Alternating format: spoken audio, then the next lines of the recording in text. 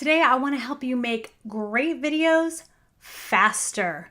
Listen, when you're building your own online business, you have to wear a lot of hats. You have to know sales and marketing, not to mention you also have to be the expert in whatever it is you actually do. And I get it. I am right there with you. Creating content can be time consuming, especially video.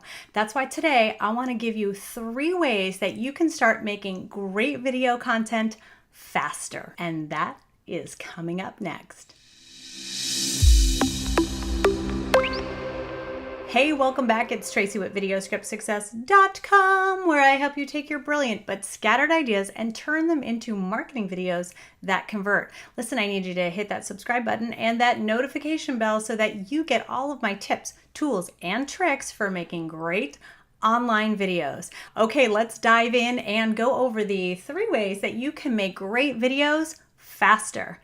The first is brainstorming and batching. Listen, it is very stressful to try and make a video based on one idea, one at a time. If you plan your videos 1 month at a time, you can take a half a day and flesh out all of your video ideas, come up with some script outlines, come up with some video scripts. And if you don't have any ideas for videos, then I want you to hop back after this video and watch the What Your Audience Actually Wants video, which will help you come up with some great video ideas. But then once you've taken that half day and come up with 3 or 4 different videos, pick one more day on your calendar and make that your recording day. And if you're feeling extra saucy and want to take that batching to a whole new level while you're already ready and recording on the day that you decide to do your videos, pop off and do a Facebook Live. You're already in that mode. Brainstorming and batching will massively speed up your creation time as long as you take that time to put it on your calendar and plan it out. Okay, next up is a routine. Listen, having a solid workflow will enhance your video mojo because you will know ahead of time exactly what you need, so you are not starting from zero every single time you need to make a video. So of course, the first thing we talked about, this part of your routine, would be the brainstorming and batching. Then you want to have a process for making your videos, from recording to editing, uploading, distributing. All of these things are going to really help you make these videos much faster. It becomes part of your routine. Listen, I have a routine for making my YouTube videos, right? So I know that I am going to come in and structure my YouTube video the same way every week. So that really helps me figure out what to say faster. I know I'm going to have an intro, an animated intro, then I'm going to get into the teaching, then I'll do a CTA and a wrap. It's the same every week. So I'm not guessing, and that really helps it move along. I also have a process in place for my editing. I use a technique called a digital zoom. And if you're not really quite sure what this is, you're welcome. It's going to save you a ton of time, not just in the recording part, but also on the editing end.